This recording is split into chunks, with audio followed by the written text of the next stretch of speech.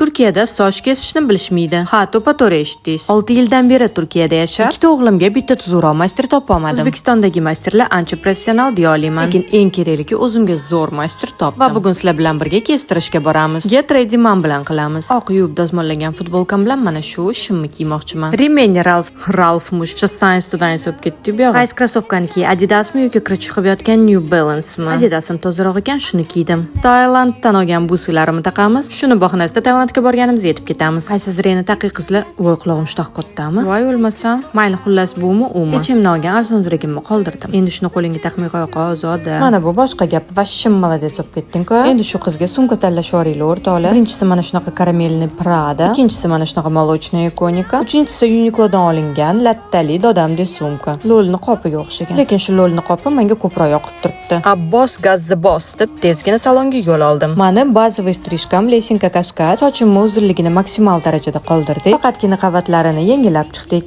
va strижкamiz tayyor o'rtoqlar. Master Mahmud aytdiki, ko'plar kelib san rasmini ko'rsatib, shunaqa strижка xohlamayman deb aytisharmish. Lekin bu strижкаdan keyin sochinglarni chiroyli ukladka qilib yurishingiz shart.